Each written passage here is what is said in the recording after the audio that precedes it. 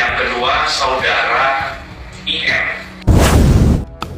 Akankah Nikita Mirzani akan dijemput paksa seperti peristiwa laporan Dito Mahendra beberapa waktu lalu yang cukup menyita dan bikin heboh wanita kontroversial setelah penetapan Satreskrim Cyber Mabes Polri? Tentu menarik perhatian kita sekalian, dan bagaimana tanggapan Nikita Mirzani sendiri? Gak ada sejarahnya Nikita Mirzani tukang pers, gak ada sejarahnya Nikita Mirzani tukang tipu, gak ada sejarahnya Nikita Mirzani tukang bawa kabur duit orang, gak ada sejarahnya Nikita Mirzani itu nilep uang orang, gak ada. Jadi kalau kalian merasa produk kalian bagus, ngapain kalian cari-cari gue untuk membungkam mulut gue? Untuk mendapatkan keuntungan yang besar setelah gue diem. Kenapa? Ayo. Kalau produknya nggak berbayar, ngapain lu repot nyari gue? Sampai semua orang diteleponin mau silaturahmi ke gue. Ngapain? Nggak ada. Gue nggak bisa diajak silaturahmi. Emang lu pikir mau lebaran silaturahmi? Nggak ada. Yang ngelaporin gue Reza, Ratu Flexing, yang heboh, no, gerombolan sirkus, no, heboh, seolah-olah dia yang ngelaporin gue. Dennis ikut nimbrung, nah biar aja, mungkin itu penghasilan dia dari nimbrung, biarin. Mulai panik, nggak ada gue panik-paniknya. Jadi panik, mulai panik, kucing. Kalau gue nilep bawa lari uang orang tuh baru, orang kalau lagi nggak mau bahas, nggak ada sejarahnya Nikita Mirzani tukang pers, nggak ada sejarahnya Nikita Mirzani. Kalau orang bahas tantrum ya, mulai tantrum sejarahnya Nikita Mirzani tukang itu aja kalau bisa itu. Lalu bagaimana terkait penetapan tersangka dari Ditserse Cyber Polda Metro Jaya terhadap Nikita Mirzani, dan bagaimana pembelaan Nikita Mirzani setelah mengetahui bahwa dirinya telah ditetapkan Polda sebagai tersangka? Penyidikan dugaan peristiwa pengancaman, kemudian pemerasan melalui media elektronik, dan juga pemerasan bagaimana diatur di KUHP, dan juga tindak pidana dugaan tindak pidana pencucian uang. Ya, jadi atas pertanyaan dari beberapa rekan jurnalis tadi, kami sampaikan bahwa benar ya penyidik di Reserse Siber Polda Metro Jaya telah menetapkan dua tersangka dalam proses penyidikan tersebut. Yang pertama saudari NM, yang kedua saudara IM. Ya, penyidik telah menetapkan tersangka terhadap kedua orang ini berdasarkan bukti yang cukup dan berdasarkan hasil gelar perkara. Proses penyidikan yang sedang berlangsung ini terkait dengan yang pertama dugaan tindak pidana pengancaman dan pemerasan melalui media elektronik sebagaimana diatur di pasal 27B ayat 2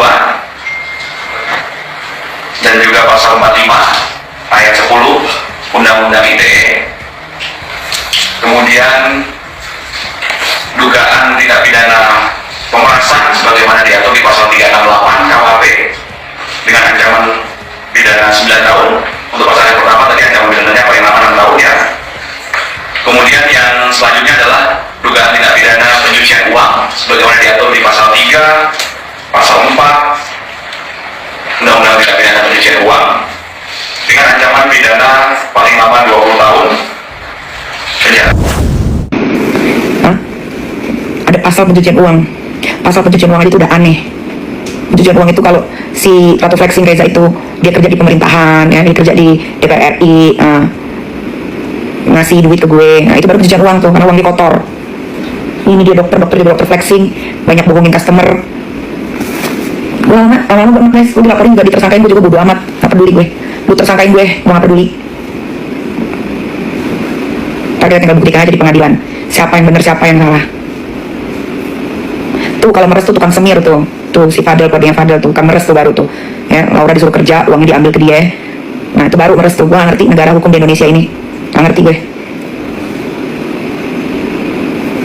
Si Ratu flexing pengen nyuap mulut gue supaya mulut gue gak berkotor. Kalau barangnya gak berbahaya ngapain lo mau nyari-nyari gue?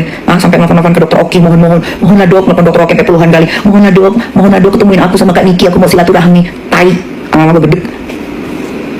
Aku mau silaturahmi dok, tolonglah dok, tolongin aku dok, aku mau ketemu Kak Niki dok, tolongin dok.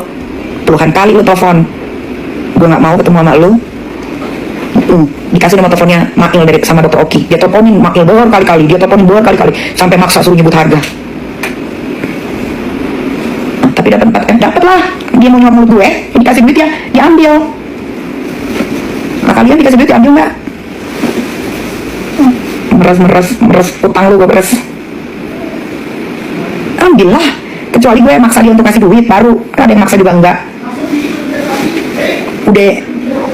Udah ngasih duit, nyicil lagi bayarnya, nyicil. Mana ada meres bayar nyicil? Mana ada meres itu nego-nego harga? Lu mikir ya, Ratu flexing, Reza. Kalau mau gue empet sama lu, dikit gue takut apa? Lu targetin gue jadi tersangka, lu tersangkain gue. Gak puyeng gue. Ntar kita tinggal buktikan aja di pengadilan. Lu mau nyuap mulut gue, lu bilang gue meres. Tolonginlah, tolongin Mail, tolongin aku udah sebulan nih gak bisa jualan live di TikTok. Tolongin aku lah Mail, aku mau ketemu Kak Niki. Gimana ya caranya mau ketemu Kak Niki? Mana ada meres mau minta ketemu? Gak ada deh, gue diem-diem lagi, capek gue diem-diem. Itu ya hashtag kabur aja dulu tuh bukan cuman untuk orang-orang yang pengen kerja di luar negeri deh. Gue rasa juga kabur aja dulu, mendingan pada kabur deh rakyat Indonesia ke luar negeri deh.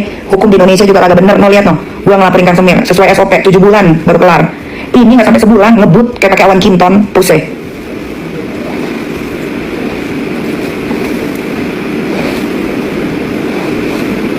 Kampers, bikin gue pengangguran ha. Tolongin lah Mail, ketemuin aku sama Kak Niki. Soalnya Kak Niki kalau udah bikin story tuh banyak yang ngeliat. Ada. Semua orang dicari-cari alasannya kasih duit, ujung-ujungnya orang dibilang meres. Gila kali ya. Kredibilitas lu tuh sebagai dokter tuh Reza harus dipertanyakan deh. Ya harus dipertanyakan. Lu udah dokter katanya kecantikan, tapi lu jual barang overclaim, tapi lu Ratu flexing. Lu harus dipertanyakan deh kredibilitas lu. Kalau emang lu nggak jual produk berbahaya, lu ngapain cari gue mau nyuap mulut gue? Ngapain? Gue nggak ada ya telepon lu, nggak ada, telepon lu nggak ada, WA lu nggak ada gue. Lu yang ngejar gue, nyari kesana kemari nomor telepon gue. Nggak ada ya lu.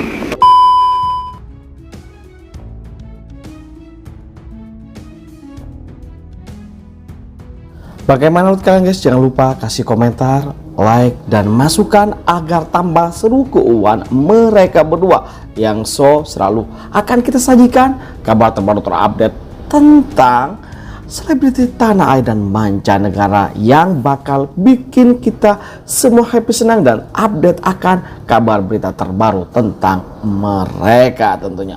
Oke, itu saja kabar dari kami. Jangan lupa like, comment, dan subscribe. Terima kasih telah menonton. Yuk, bye-bye.